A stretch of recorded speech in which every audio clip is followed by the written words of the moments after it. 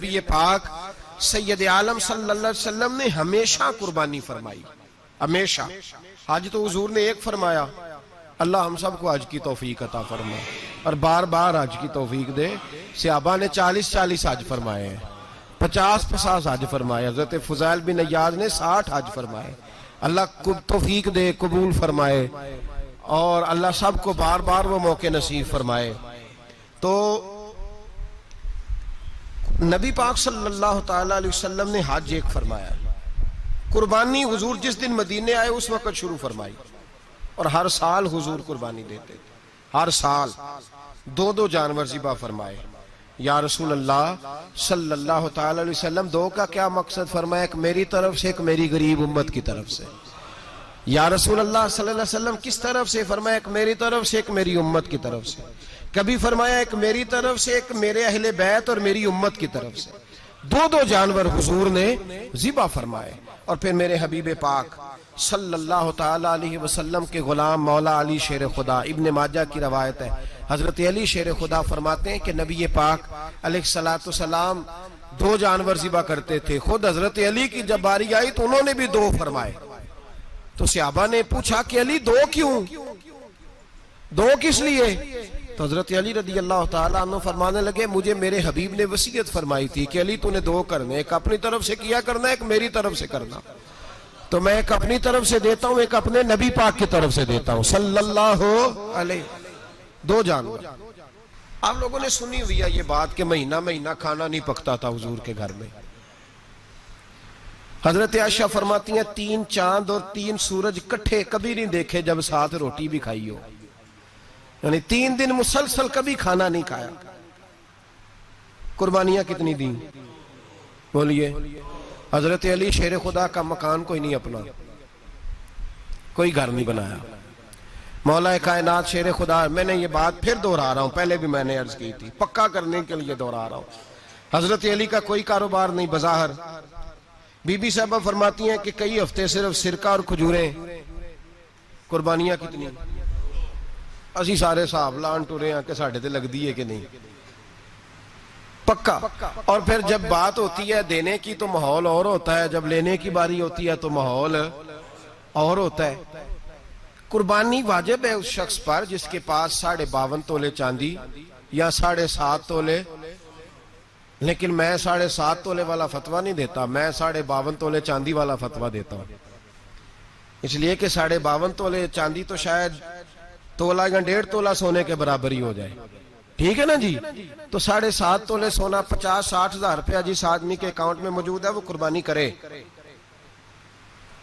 बल्कि इमाम शाफी रहमतुल्लाह अलैह फरमाया करते थे, जिसने 3 कमरों को ताला लगाया हुआ है वो 3 कमरे फारग हैं, उसके किसी काम के नहीं, उनकी कीमत का हिसाब लगाए।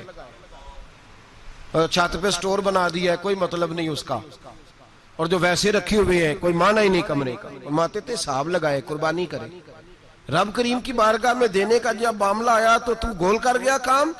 मेरे रसूल कायनात सरवर आलम सल्लल्लाहु अलैहि वसल्लम का जब अपने लिए चीजें इस्तेमाल करने का माहौल है तो महबूब पाक अलैहिस्सलातु वस्सलाम ने महीना महीना रोटी नहीं पकाई। यहां जो आदमी हर जुमेरात को 4 किलो बकरे का गोश्त पकाता है और हर तीसरे दिन मुर्गी का गोश्त लाता है, वो कुर्बानी की बारी आती है तो कहता मेरे पे लगती नहीं। वो ठीक है, अब्बा जी ले आए, अब्बा जी की तरफ से कुर्बानी है, इस दफा अब्बा जी की, अगली दफा अम्मा जी की, उससे अगली दफा दादी जी की।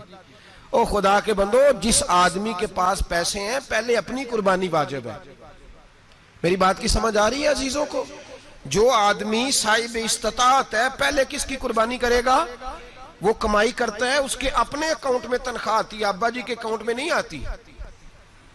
उसने अपना बैंक बैलेंस चोरी भी रखा हुआ अब्बा जी से। पहले अपनी कुर्बानी करे, अगर उसको शौक है, दिल करता है तो एक और खरीदे, फिर अब्बा जी की तरफ से करे। अगर अल्लाह ने तौफीक दिया तो एक और खरीदे, अम्मा जी की तरफ से करे। और अगर उसके दिल को अल्लाह ठंडक अता करे, सुकून करे, तो फिर अपने रसूल की तरफ से भी कुर्बानी दे, फिर अपने महबूब की जानिब से भी कुर्बानी करे। नबी पाक सल्लल्लाहु ताला अलैहि वसल्लम ने हर साल 2 कुर्बानियां दी, 10 साल।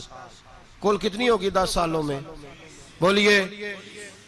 और जब हुजूर हज करने गए नबी पाक ने 63 ऊंट ज़िबा फरमाए। एक ऊंट में कितनी कुर्बानियां होती हैं? 63 ऊंट हुजूर ने ज़िबा फरमाए। और हदीस बड़ी मजेदार है। हजरत अबू हुरैरा रदी अल्लाह ताला अन्हु फरमाते हैं कि जब ऊंट ज़िबा करने की बारी आई तो हम सोच रहे थे, परेशान थे कि ये तो बड़ा मुश्किल है ज़िबा करना, बड़ा मुश्किल है, इसको तो नहर करना पड़ता है, गिराना पड़ता है, बांधना पड़ता है।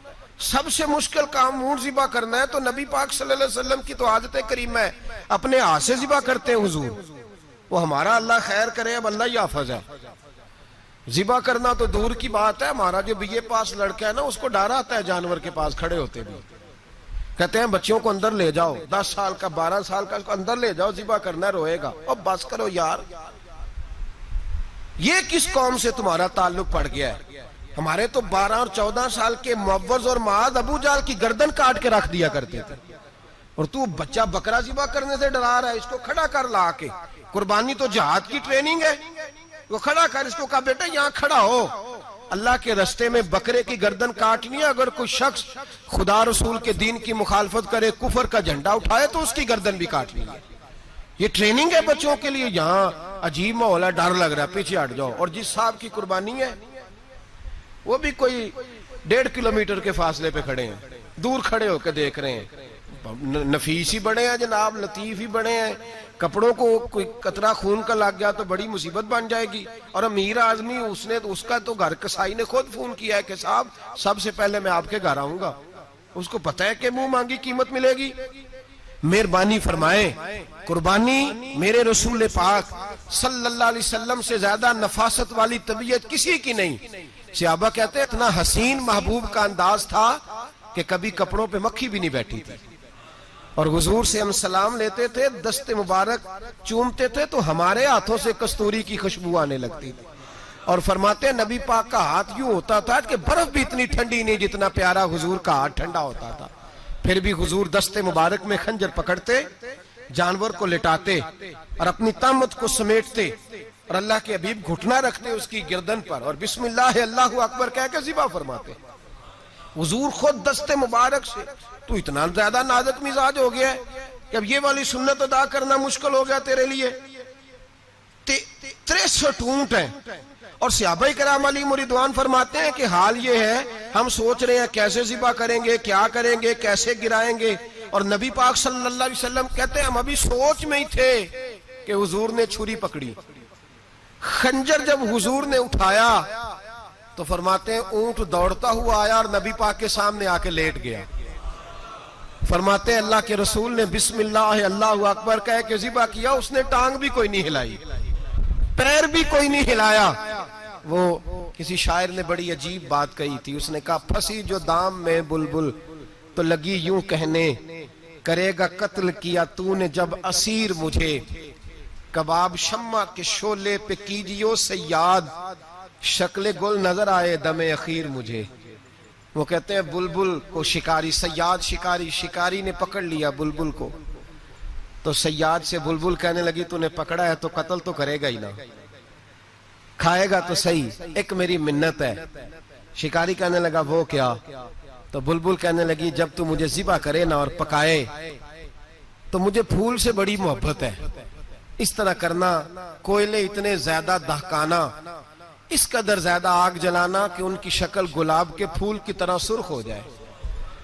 तो जब तू मुझे उन पर जलाएगा तो मुझे तकलीफ नहीं होगी, इसलिए कि महबूब का चेहरा जो सामने आ जाएगा, मुझे तकलीफ नहीं होगी। फंसी जो दाम में बुलबुल तो लगी यूं कहने, करेगा कत्ल किया तूने जब असीर मुझे, कबाब शम्मा के शोले पे कीजियो सयाद, ओ शक्ल गुल नजर आए दमे अखीर मुझे।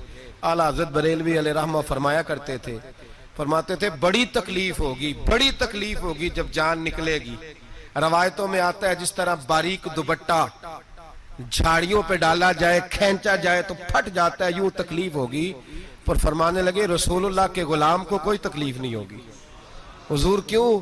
फरमाया इसलिए कि जब जान निकलने लगेगी तो सामने जलवाए वद्दुहाद आ जाएगा। हुजूर के जलवे होते रहेंगे तो पता ही नहीं चलेगा जान कैसे निकल गई। फंसी जो दाम में बुलबुल। तो सहाबा फरमाते हैं कि ऊंट दौड़ता हुआ आया, हुजूर के सामने आके लेटा, नबी पाक ने ज़िबा फरमाया और फरमाते हाथ धो गई। हुजूर ने तवज्जो फरमाई तो दूसरा दौड़ता हुआ आ गया, तीसरा आ गया।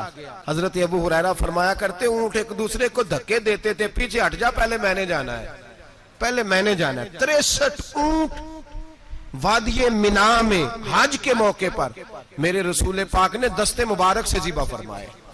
हर कुर्बानी हुजूर ने अपने हाथों से फरमाई। कुर्बानी वाजिबाते दीन में से, जरूरियाते दीन में से है, और कोई इतना लंबा चौड़ा मसला नहीं। हम ना बहुत सारी चीजों को खुद ब खुद मुश्किल कर लेते हैं।